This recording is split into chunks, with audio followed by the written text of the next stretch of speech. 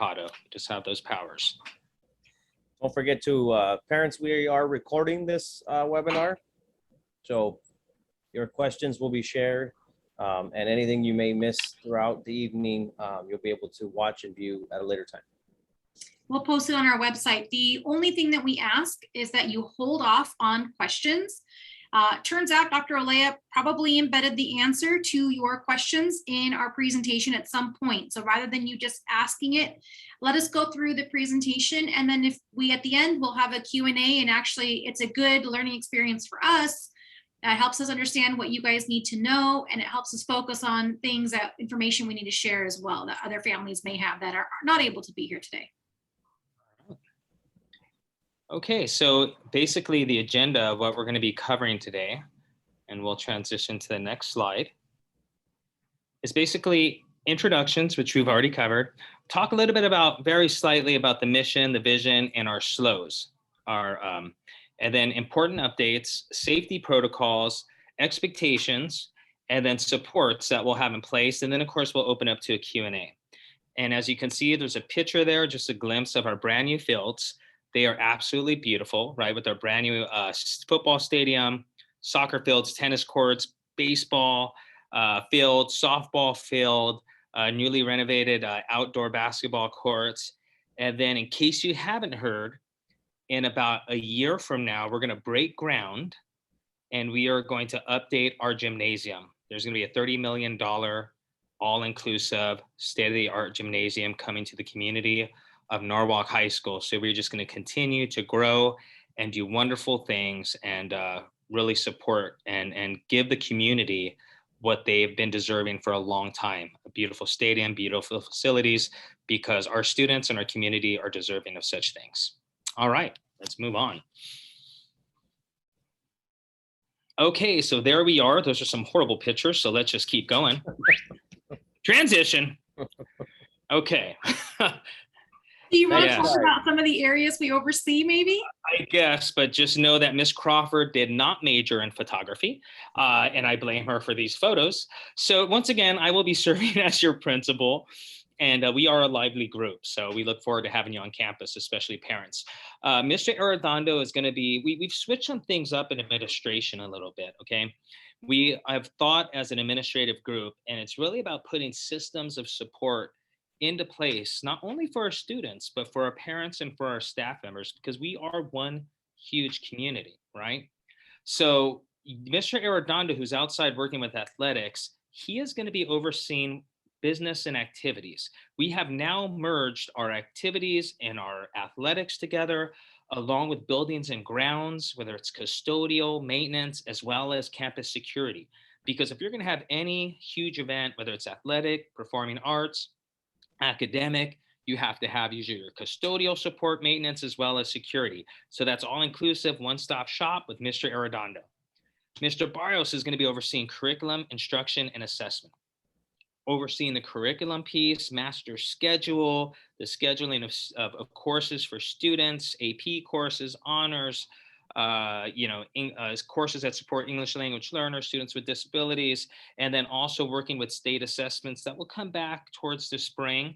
And so he's overseeing that. And then, of course, Ms. Crawford is stepping into a new role as well, supporting through the aspect of student services. So that entails the counseling department, social emotional supports, attendance, school culture, and parent and community outreach. So as you can see, we have redesigned our positions here to establish systems of support, not just for our students, but for our community as well. Ms. Crawford, if you want to just give a run through of the counseling team, we'd greatly appreciate that. I can. One of the biggest accolades that our counseling team earned and was awarded with at the end of the beginning of the pandemic and this past year was our counseling team applied to be nationally recognized. So for our 11th and 12th graders, you guys know how amazing they are. They've just been recognized on a national level at this point. We have had a lot of changes. And so while our counselors are still based on their program and their pathway, the alpha is going to change a little bit. And so because we have so much change in the first week, since we are enrolling a lot of new students who have moved into town, A lot of people have moved away. We're going to hold off on the last name breakdown column. We will post that in Schoology when school starts. For now, see the counselor that you've always had since pre-pandemic, and then we'll balance out the caseload so that counselors can support students equally. Three new changes to mention. If you had Mrs. Gonzalez, counselor of the Project Lead the Way computer science program, and she had last name letters MNOP, I believe. She retired, and so she is off to vacationing full time. Her caseload is being picked up by Ms. Perez, who you may remember was our college and career counselor. Taking over in the college and career world is Ms. Tovar. And we've actually brought back one of our teammates that was on our team from a couple of years ago, and that would be Mr. Marvin Ramirez in the area of intervention. So again, solid team. You guys are veterans at the high school program and had time with them in person, so you know how amazing they are.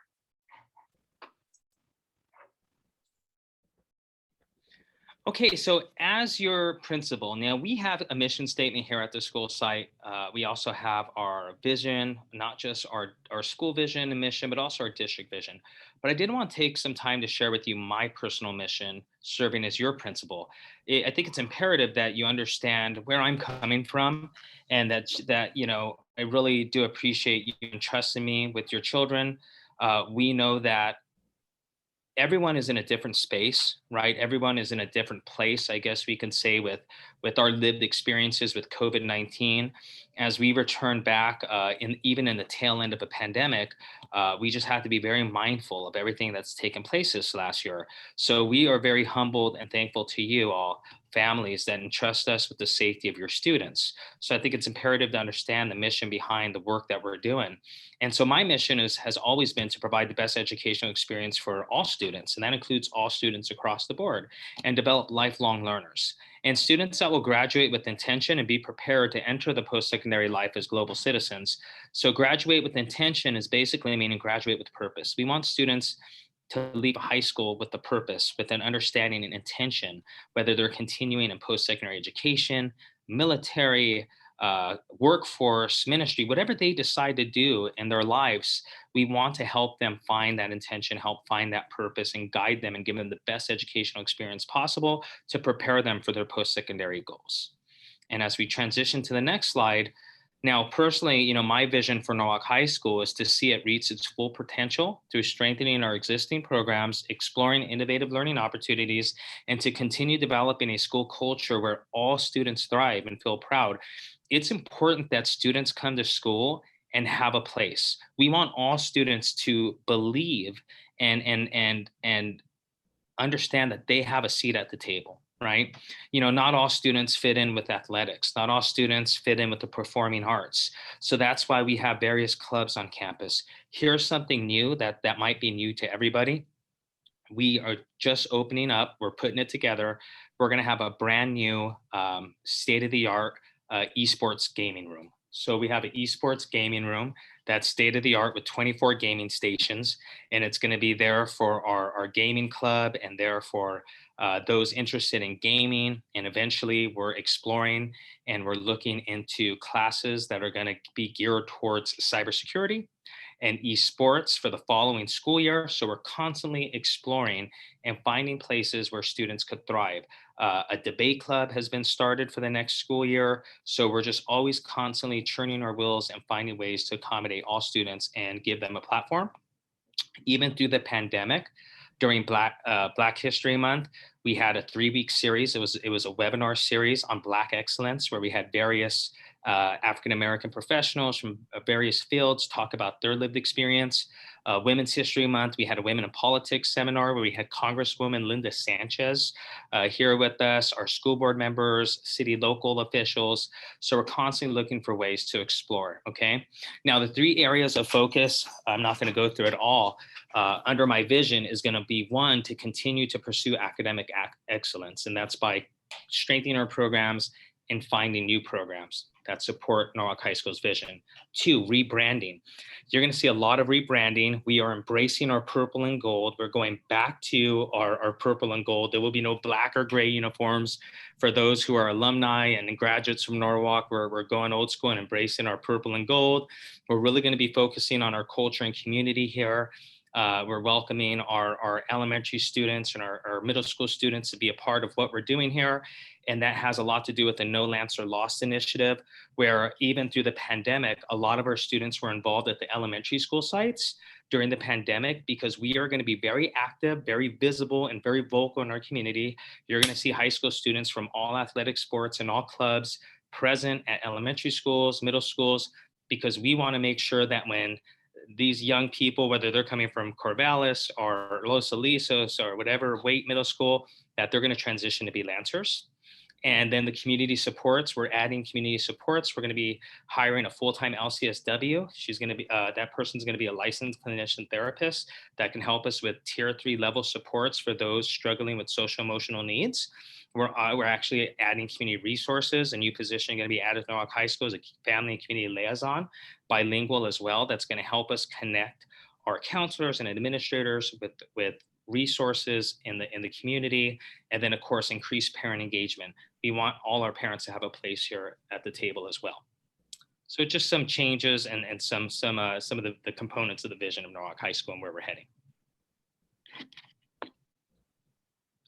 Ms. Crawford. Oh yeah, Mr.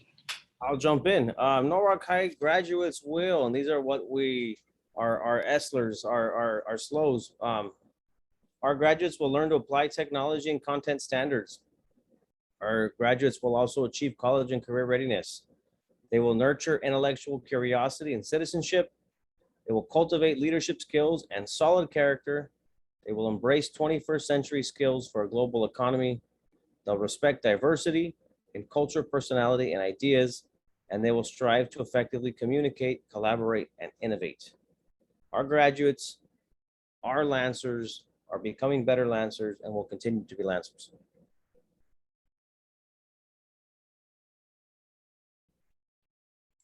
So let's start with what Thursday is going to look like. Thursday is the first day of school, and we will start off with a minimum day, and the schedule's been put on your right. So students will need to be on campus, same start time that we'll have all year long, and we will end at 1 p.m. I would say our staff is really focusing on having students connect back on campus, being there. We are not advocating, and we are letting our staff know that we really want them to not start opening up the books the first couple days, if not a little bit longer. So questions that have been asked, different forums or students that have come through program verification, what do I need the first day? You just need yourself. It's always good to come prepared. You are still going to need to have your Chromebook charged and ready to go. I would recommend a preferred pen or pencil and a notebook, but if you just are needing one, we always have them here on campus. Other than bringing your Chromebook and your backpack to protect it in and having it fully charged for school, that's really the bare minimum. Everything else we'll have here on campus. But again, if you prefer specific pens, pencils, organization tools, that always helps. Just don't plan on cracking open the books or having tons of homework in the first 2 days. For drop-offs, my recommendation, and remember, we are still not completed with our amazing construction project, our field project.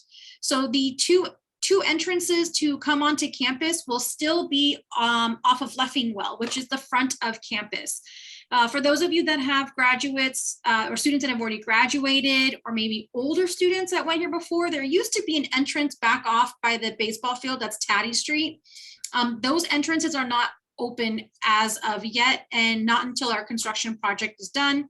I would really recommend that you drop them off Leffingwell and really come early, because we have not experienced the front Leffingwell only all students on campus transition and traffic. My recommendation is that you get dropped off by 7:30. So that way, as a parent, you can just drop off and leave without hitting the main part of traffic. We will still have the same protocols like you had from freshman year and sophomore year for our senior families. And for our junior families, like you had the beginning of freshman year, where your schedule is posted on the wall by the attendance office, you come look up by grade level, find your first period classroom.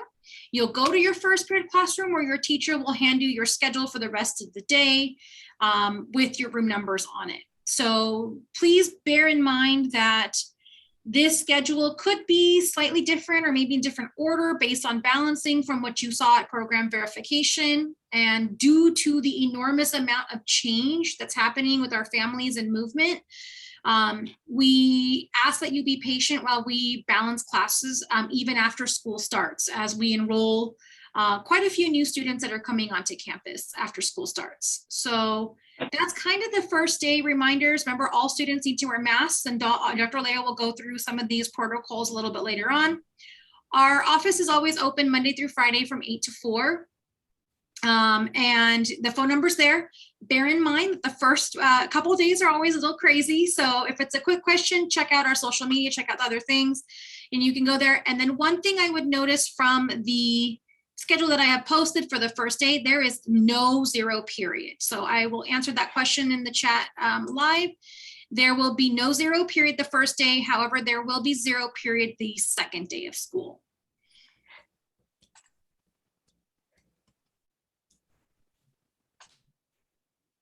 All right.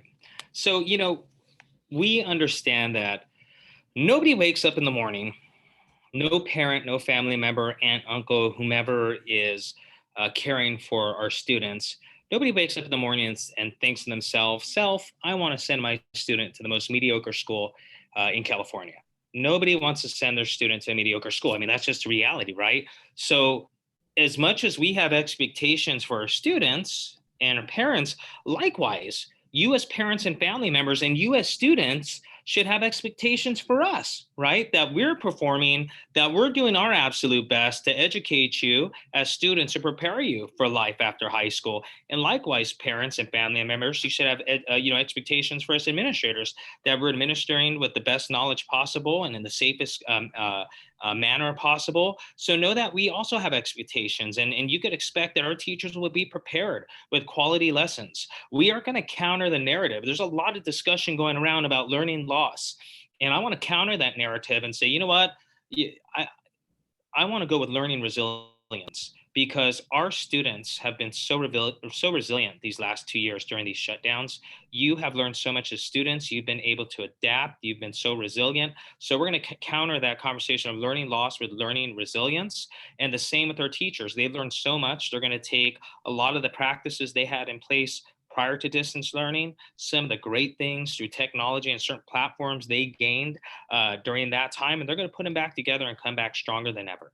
And we want to make sure that the classes are interactive, and we want our teachers to communicate with our parents when students are not in class. That doesn't have to, granted, when wherever they're at, whether they're doing well, whether they're struggling, just to have that open line of communication. So we're really going to be revamping our Schoology pages. So we ask that parents be present on virtually with us through PowerSchool, keeping up with your students' progress and all that stuff. So our teachers are going to be present, and you could have these expectations for our teachers.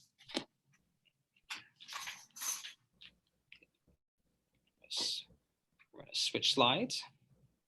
So, Mr. Burris, maybe you want to, what we expect from students. Sure. We expect our students to interact with their teachers and participate in class lessons. We expect them to complete their work and engage in the learning process. If you're unable to complete the work or you're unable to engage in the process, we ask that you communicate frequently with your teacher, with your counselor, with your administrator.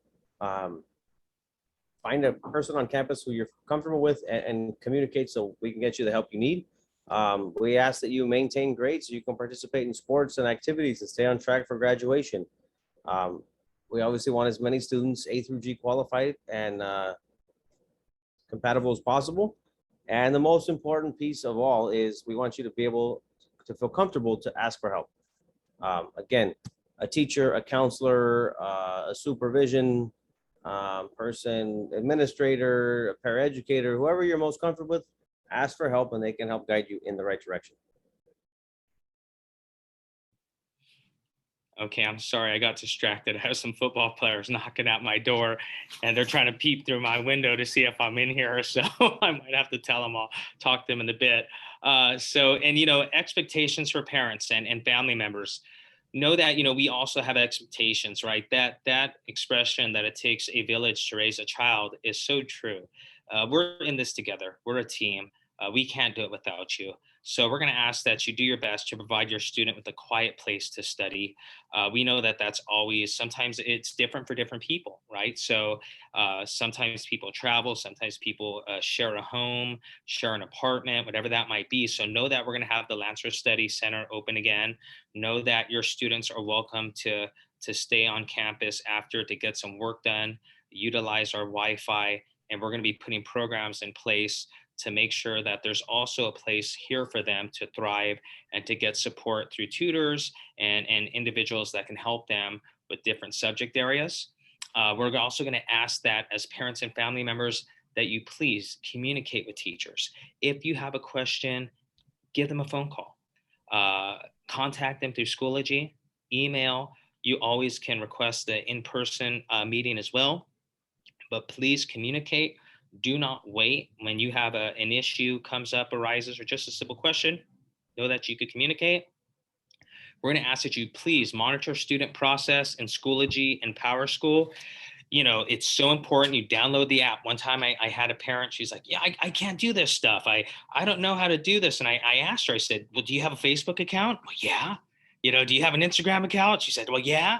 I go, well, you can do it, right? And I walked her through the process of downloading that Schoology app and that PowerSchool app so that you can be present and engaged and know where your students at all time.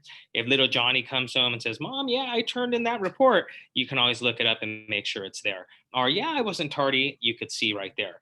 We're going to ask that you also sign up for parent workshops. We're going to be holding various parent workshops throughout the year that some of those community resources are bringing to the community. And there are going to be some very deep workshops. It's not just going to be the generic, how do you help your kid with homework? No, we're going into workshops. We're going to be providing workshops on various topics. So you'll be getting a flyer soon. So be sure that you're engaged on campus. We have PTA, parent leadership team. We have our ELAC parent meetings, but we just want you to be active with us. And then, of course, we have a new S'mores newsletter. It's an electronic newsletter. It's a living, breathing document that gets updated every day. And we've dedicated one individual to really focus on that. So you have all the information there. There'll be all the events, all the athletic competitions, all the performances. Everything will be on the calendar and in that S'mores newsletter to make sure that you are staying informed at all times.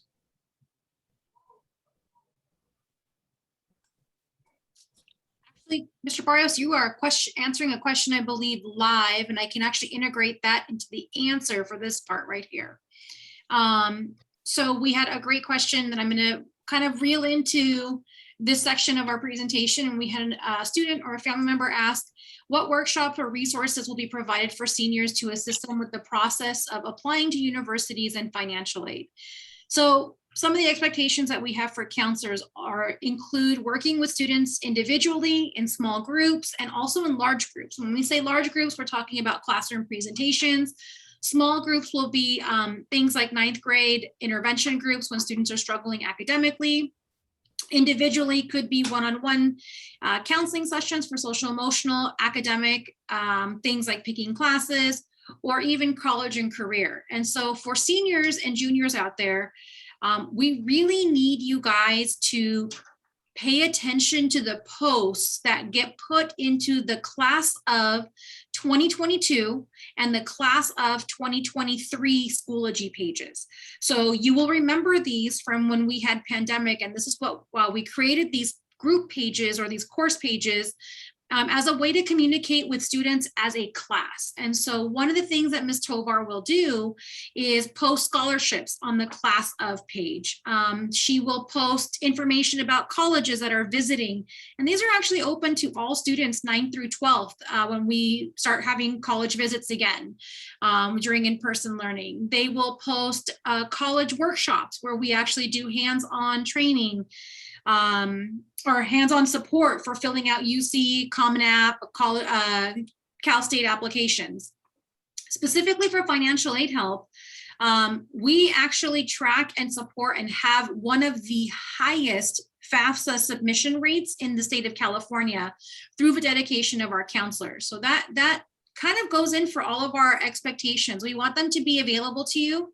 We want them to support you when you have a family need. I'll give you an example. We had a family member call this morning. They asked to speak with Ms. Hernandez. Their son was skateboarding and broke his right hand, and he is right hand dominant. So Ms. Hernandez will reach out to the teachers, let them know, hey, so-and-so is not able to do this. Maybe can we have someone become a note taker for him, or he will struggle with these kind of things. So we really want them to be your one-stop shop with giving you support. And a lot of that falls into the academic and college and career. But as Dr. Olea said, we're going to be building a lot of our social emotional supports and a lot of our community outreach. We don't want to be just a high school. We want to be a community center within the city of Norwalk and partner with all of the community partnerships in the city of Norwalk.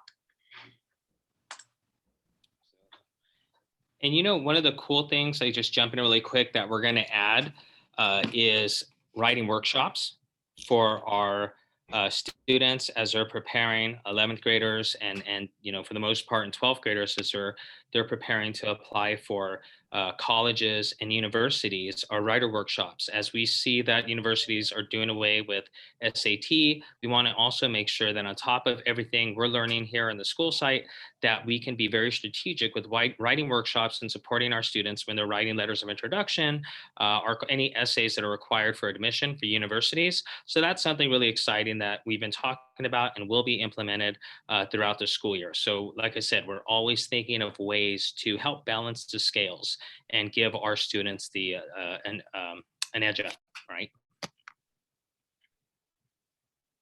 Okay. So I guess I could go through expectations for administrators. Same here.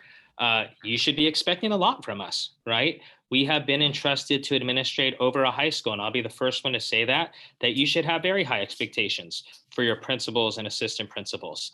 We know that, and so the expectations, we're going to make sure that we monitor all systems to ensure that things are working as expected. We are also here to support our teachers and assist them with their lessons and student engagement. We're not just here to support our teachers, but we're here to support our classified staff as well. We have an amazing custodial team, all the way from secretaries to food services to para-educators. I mean, everybody in this campus really loves the students of what they do. We're here to communicate with parents, students, and staff. Know that, there's 4 of us and we have 2,000 students. We have our alphas and we have our certain areas that we oversee. So if you call and say you want to talk to the principal, I will always make myself accessible to you. However, if it's regarding athletics or activities, then they're going to gear you towards Mr. Arredondo. If it maybe is over attendance or counseling, if there's something there, they're going to send you towards Ms. Crawford. If it's over some type of curriculum or assessment or maybe special education or English language learners, they're going to send you to they're going to route you to Mr. Barrios, because those are the areas we oversee, and we want to be able to delegate and share that capacity, because there's a lot of areas we administrate over, so that we can serve you with fidelity and make sure we get your needs met.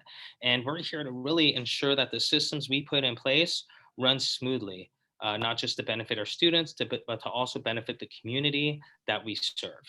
Okay. All right, so we try multiple ways, and many of you, being veteran Lancers, probably remember the post in Schoology, on Instagram, and also emails that went out weekly to parents about our weekly newsletter, our SMORE newsletter. If you did not read it, you can easily go back into our high school highlights or our posts on Schoology, and you can catch some of those. We will try to do a bi-weekly s'mores this year. And when there's more information, we may do it weekly, just so that we can get the accolades of what's happening and all the amazing things that are happening on campus. So parents, if you are at a volleyball game, a soccer game, and you catch a really good picture, please email it to myself, Mrs. Crawford, or send it to us on social media through a direct message, and we would be happy to share, to let us know the outcome of the game or who they're playing. There are a million things happening through a high school campus at any given point, and unfortunately, the four of us just can't be at all places at one time. So we ask, and we've gotten a lot of help running our social media sites. We have I would say about 30 to 40 staff members helping run our Instagram site, so you get a different lens. So please follow us. Those are our handles for Facebook, Instagram, Twitter, and our S'more newsletter. And there's the information right there. And we hope that you stay informed, and we try to get as much information out through there as well, just so that you get quick tidbits about school happenings.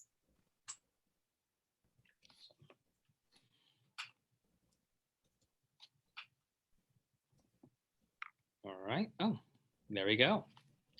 All right. So protocols in place. Know that we have been working very diligently.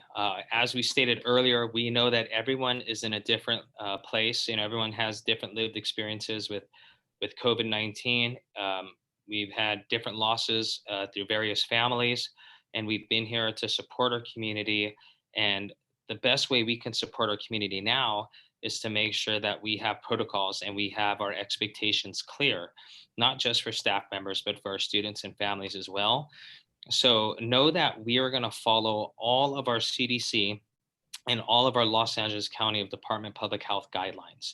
So the tiered system is no longer in place. We all know that when the tiered system got lifted from the state of California. So there are no guidelines in regards to social distancing.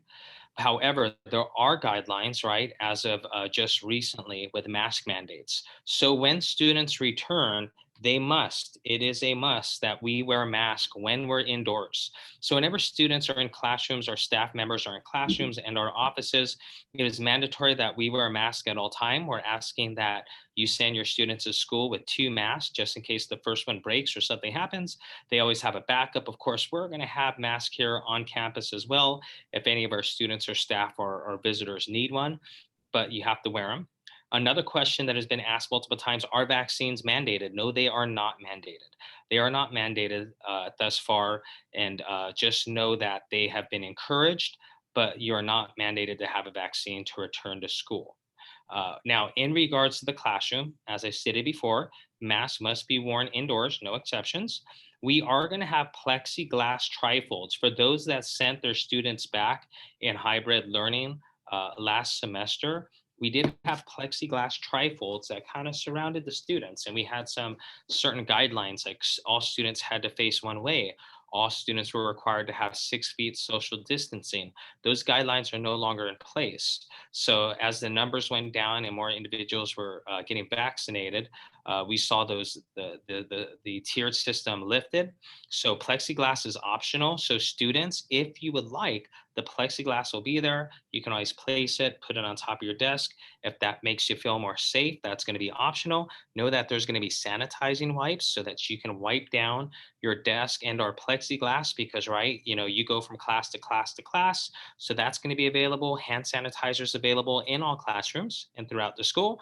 And of course, if you've noticed, if anyone's been on campus, we have, I think, about 40 hand washing stations throughout campus. So aside from the sinks inside the restrooms, we have hand washing stations that are filled with soap and water, and they have paper towels so that you can wash your hands frequently to keep up the hygiene on your hands.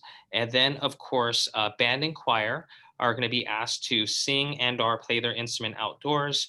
We're being provided these huge canopies to protect our students from the elements, but there's going to be, based on the activities, kind of indoor and outdoor options for our band members and our choir members. And then, of course, a social distancing. Like I said, at one time there was a 6 feet requirement. Then it went down to 3 feet. As of right now, there is no social distance requirement. However, in a normal setup in a classroom, students are anywhere from 2 to 3 feet on a normal, typical setup of a classroom. So we're going to continue to do our best to maximize the square footage in our classrooms and social distance as much as we can. Now, students, when you are outside, when you're walking from class to class, when you're in the hallway, in the quads, during before school, during lunch, during after school, you do not need to have a mask on. It is not required. That's going to be your prerogative. If you choose to wear one, that's totally to your discretion. If not, you don't need to, per the CDC and Los Angeles County Department of Public Health guidelines. We're still going to ask that you do your best to social distance. You know, everybody has a personal space in the personal bubble. You kind of hold your hand out and have that arm's length between you and your friend. You're going to be able to hear your friend in conversation. It's just good practices to put into place, right? Even though we're in the tail end of a pandemic, we are still in a pandemic. And we don't want to see those numbers spike, and we don't want to go back to the shutdown and any of those tier systems. So a lot of it is going to have to do with our behavior as a society. So we're going to ask that you really respect those expectations and do your best with that.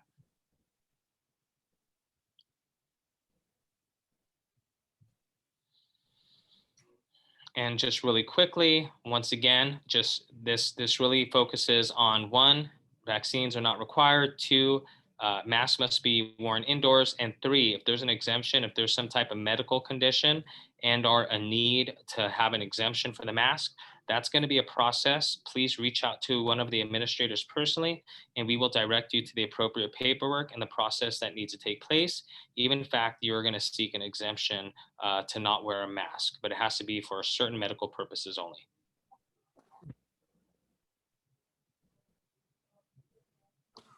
And just lastly, with this piece, know that we are not taking a punitive discipline approach. We are very proactive in our approach. So this is in regards to those who do not want to wear a mask. We've had parents call us very concerned saying, well, what if there are students that don't wear a mask and blatantly just don't want to wear them? Well, it's a mandate. It's not an option. So students are going to have to wear the mask. Now, you know, we understand like there are some individuals, like I'm pretty squirrely, if the mask falls down or people take it off or just, you know, kind of pull it down because they're moving around. People make mistakes, right? You know, I'm very hyper and sometimes I just randomly do things. So, you know, we're not going to deal with an issue like that. But if it's a student that's blatantly, you know, we're going to remind people to keep their mask on. Sometimes they fall a little bit when you're talking. A mask might be a little small. Remind people to put it back up. But if it's a student that blatantly just refuses to wear a mask, you know, first we're going to meet with that individual, express, you know, the guidelines and just share our expectations, log that in PowerSchool, and the parent will be contacted by the teacher. If it's someone that does it again, that's when we are going to follow the same guidelines, but then have a conference. That student's going to meet with the administrator, and the administrator is going to have a talk with them and really try to support them. And then, of course, work with the parent. And if it happens a third time and it's just something that is blatant and just somebody doesn't want to follow the rules, then that's when it can get more serious. And we're going to have to go to a process called local guidance and determine, is this site the best place for the student? Now, this is not in a threatening manner. We take a very proactive approach to discipline, but at the same time, we take this very serious. We understand the loss that we've dealt with through this pandemic, and we don't want to go backwards. We only want to go forward. So know that parents that are apprehensive at sending their kids back, we're taking all these protocols very serious, and your student safety is always going to be our first and foremost priority here at Norwalk High School.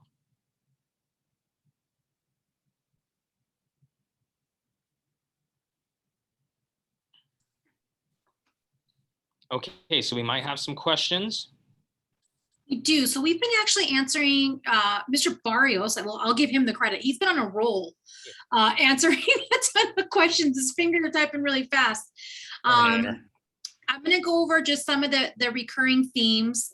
We had a great question about the scholarships and the senior stuff. Again, pay attention to Schoology. We always post things in multiple areas. Schoology is a secure way for us to post information and keep it within our Lancer community. So as parents, I highly encourage you to reach out to any of your students' teachers or even the front office. I can probably have our front office have Schoology codes within after the first 4 days of school, where you can call and get your Schoology code. So if you give me just the first 4 days, we can get you your students access. Now, the difference between Schoology and PowerSchool, just to clarify, Schoology tells you what's now.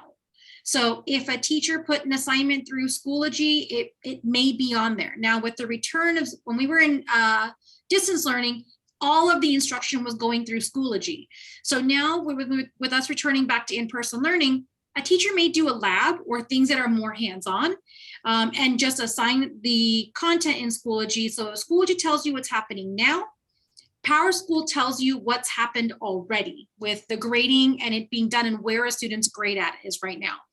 I do highly encourage you to have access to both, and we can give you PowerSchool access immediately. We encourage you to download the app and you can sign up for notifications. Some parents like to be notified as soon as the grade changes and they're okay with 20 notifications a day, and that's great. And some just want a weekly synopsis of things and you get emailed on whatever day you pick, or maybe I think it's Sundays, a weekly synopsis of the grades. So we do go from there. Mr. Barrios, what were some of the other themes that you got? There were a couple of questions. I'm gonna make sure I'm not on mute. That were regarding COVID-19 and work and worrying about will it be switched to distance learning and all of those things. My first thing would be, if you do test positive, please call campus and notify the attendance clerks. They will notify counselors and administrators. We want you to get better, be comfortable, be relaxed. You will not be automatically kicked to distance learning and forced to do a bunch of work. We will work with you to ensure, you and your families, to ensure that work will get provided to you. If that's what your what the teachers choose to do. Some teachers will just have you wait. Some teachers will excuse some stuff. So they're all situational scenarios, but we will work with you, the family, and the school team to ensure that, again, you're getting healthy, you're getting safe, or being kept safe, and you're being kept home. So I know perfect attendance is a push for a lot of students and a lot of families. And I hate to say this, but this year we're really encouraging, if you don't feel well, please stay home. Make sure you are safe, you are healthy. We don't want something that you may be experiencing to spread without knowing what it is. Let the school know what's going on. We are trying to stay open. We're trying to ensure that school year is as normal as possible. And we can only do that if we all work together. Oh, the questions just came in while we were talking like crazy right now. There's a question in regard to, once again, no need to wear a mask outside. Once outside, no need to wear a mask. If your child, they should be using a Chromebook assigned by the school site to get their schoolwork done. And that Chromebook is how they're going to have access on campus. So yes, they should have a Chromebook assigned. What they use at home is totally up to you, but for campus, and you should be using your school administered device. And one of the questions that came up is, does it have to be what the school is issuing? No, you can bring your own device should you choose to, but just understand that you are responsible for it while on campus. Unfortunately, we may not be able to provide tech help or tech support, but our students are very tech savvy and don't need us all the time. So that's completely up to you. If you prefer using your own device, you can absolutely bring it. Just always bring it charged. Good question with band. Oh, go ahead. I was just going to say there's been some screening questions. We will not be doing mandatory screening checks or the daily qualitrics that were required in the spring. We will remind students of what the 10 questions are. If they feel symptoms, again, please stay home, but there will not be daily monitoring or temperature checks upon entrance. If a student tests positive, yes, students who are directly affected or could have been directly exposed will be notified. There will not be school-wide blasts out. Obviously, we need to respect confidentiality, but we will do everything to ensure that direct exposure, if there's any, will be shared with families that need that information shared with them.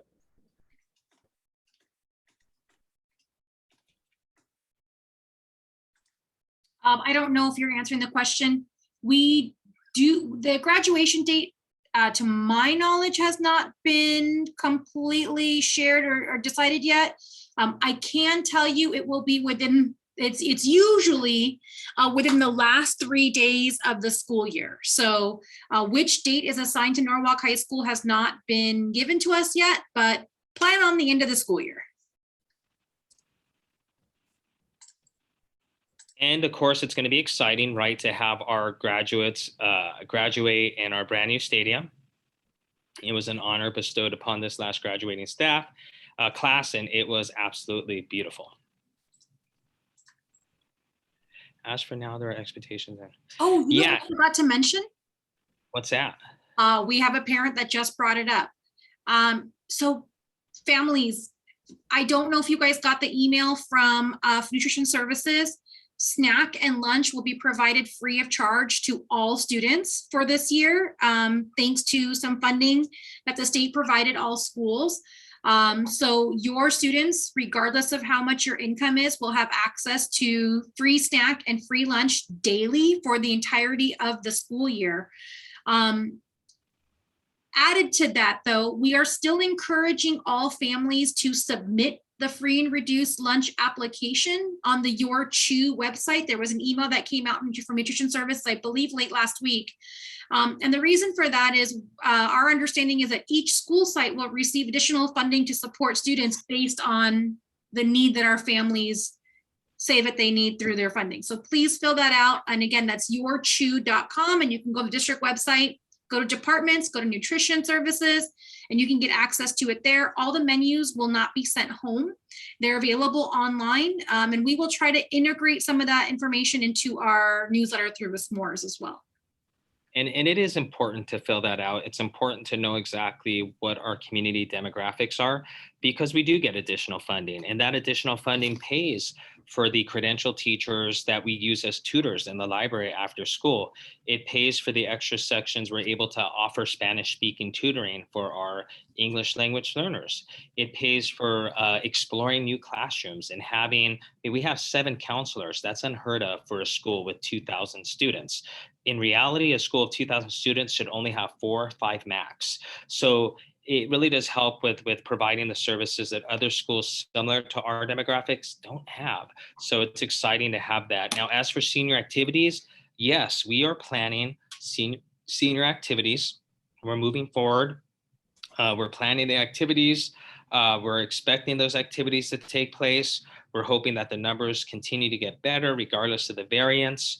We're just waiting for those numbers to change, but we are planning activities. That's why we're coming back in person. In regards to athletic events, we'll be having our kicking off with our football games, right? If you're going to go to any indoor athletic events, once again, have to wear the face mask, right? Let's say we're going to watch girls volleyball. You have to wear the face mask, or wrestling or something like that. But if you're outdoors, right, that's a little different. We're going to ask that you still just put good practices in place, stay in your pods, still keep some social distancing from those you're not used to being around, and or maybe not friends or close family. So we're going to have all those activities because we're excited to bring back students on campus, bring back our community, host amazing events, but be safe in the process and just, do that safely. And then another great question in the chat, and I actually highly encourage this, and I do my own girls.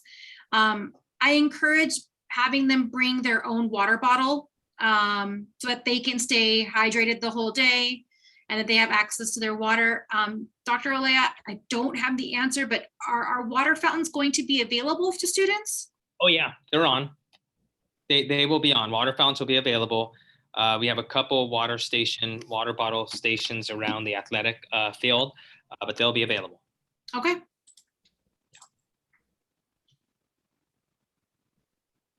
And I believe that is the majority of, there is a question. Oh, actually there's 2 questions. So I can take the first one if you want to take the second to last one at 6:20. Great question about the ventilation systems in each classroom. Yes, they were improved and brought up to county standard early last year. And then in addition to that, we went above and beyond, and each classroom has a HEPA air filter as well, which is running and is cleaned and maintained. And there are protocols for students that want to use the shield, that choose to use the shield. Any student that grabs from the pile, we're encouraging teachers to have that student wipe them down prior to use and wipe them down again after their use. And so the next student that comes in will do the same thing. They'll wipe them down even though they just got wiped down. So great question. Yeah, in regards to how we're using extra funding, we are going to be hosting a Title I meeting we provide for all parents and all families as to what we do with the extra additional Title I monies we receive. But there are additional monies we received as part of like the COVID relief package through the federal government in the state of California. So here's one, and we really lobbied for this, is we have been provided extra sections for class size reduction. We have brought on teachers for class size reduction, meaning one of the toughest classes to teach, and I don't know if any of you have a math background, is like ninth grade math, right? Because we have students transitioning from the 8th to 9th grade, and it is a huge transition. So we have provided extra sections in Common Core 1 to reduce the amount of students in a class so that teachers could spend a little more time, individual time.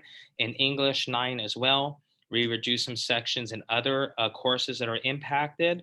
We are using extra monies to help us with technology in the classroom as well. We're using our extra monies. We're actually receiving a full-time LCSW, which is going to be a licensed clinician social worker. That's something we're advocating for, especially in the future, because these one-time monies, there'll be like one time, two time, maybe three time monies, right? And then we got to figure out, okay, how do we support having that individual in an LCSW that could provide those tier 3 emotional supports and that we're going to have in place here is another way we're utilizing that money. So there are various ways we're utilizing that money. And I'm going to be sending out an actual email because we're going to have another webinar in this format where parents could come and be invited to see exactly how we're spending our Title I funds and our extended funds that we're receiving through the COVID relief package. That was a very good question. So those are a few examples of what we're doing, as well as providing additional tutors as well to support our various programs and our students. Good question. Questions about the schedule. And I don't know if this is about the calendar or the schedule. So I'll go ahead and answer both. Students will attend 6 courses every day. We're back to the normal schedule that students had in 9th and 10th grade before we went into shutdown. And then as far as the calendar goes, we have a master calendar on our district website for the 21-22 school year. It did just get updated, I believe a day or two ago, maybe yesterday, as a result of our board meeting. Students will now be gifted with an additional day off after Veterans Day. So there's a 4-day weekend in November. And then that results in an additional day for the school year. But again, we will communicate all of that because it's later out and it's later from when school starts within the newsletters and in Schoology. So that will be there. And then questions about repeating classes. I would recommend that you speak to your student's counselor. Give us a little bit of time to get school started, but maybe about a weekend, you can reach out, you can go to the school website, you can schedule some time using the Calendly function under the counseling tab, and you can go to Who is My Counselor. You can schedule a virtual meeting with them at any time that their calendar is open. And you can go over your specific student's situation and kind of get a very specific answer versus a generalized answer. You know, I'm starting to think that Coach Wenrick is in here as an anonymous attendee, because there's been some baseball questions there about when the field's going to open and are we going to have some type of baseball tournament, hosting baseball tournaments. Just kidding. Coach Wenrick, if that's you, hey there. If not, you must be a student or a parent in baseball. We have beautiful fields. So we just got the football field released, and keep in mind that our fields were supposed to be released a lot earlier. What set us back was the COVID pandemic. Certain materials, certain things we're waiting on. For instance, we're waiting on a certain group of panels that held us back. We were waiting on a certain group of number of certain valves for our irrigation system for the new system. COVID put a lot of things on back orders. We're waiting for desks that have been on back orders for months. So that's why there's been a delay in the process. However, once the fields are completely done, just because from the outside, right, from the visual perspective, the common spectator, they look complete. There are still components. They need to be checked off. They need to go through various protocols with fire marshals, attorneys, various things like that. So we just got our football field cleared. Okay, all that's good to go. And now we're in the process of getting our soccer field and our tennis courts cleared. That should be cleared very soon. And then as well as our baseball field and softball field as well. Yes, we are going to be hosting our football games. We're planning on hosting our big alumni baseball game. That's a huge fundraiser for our baseball program. We're getting excited to bring back alumni on campus on our football games and all events. So we'll be hosting those events as well. Like I said, we are going to come back to a new normal, and we want to continue to do the great things we've always done, but just do them a little differently by being safe. Okay, so just keep that in mind. And then we've pretty much gone through all the questions, and we're almost done with our hour. So I'll take the last question that just came in. And it's, will there be social distancing in the quad for lunch and snack? And so we are encouraging all of our students to continue with social distancing to the extent possible to make safe choices. We're very fortunate that we have almost adult students on our campus versus kindergartners and first graders that need to be trained. I will tell you that at program verification, I was very impressed at how much our students stayed separated. They were really excited to see each other after many of them haven't seen each other for a very long time. And they were really good about keeping our line separated. There were at least 3 feet in between people. So I am confident that our students will do well and stay in making smart decisions that keep our entire community safe. We will always promote it with our signs that we have on campus, our hand washing stations. But we are very fortunate to work with high school students who are very close to adulthood. If not, many of them have had a lot of adult experiences over the last year and a half. So that's it. I think we're good to go, Dr. Alea. I'm going to stop recording at this point.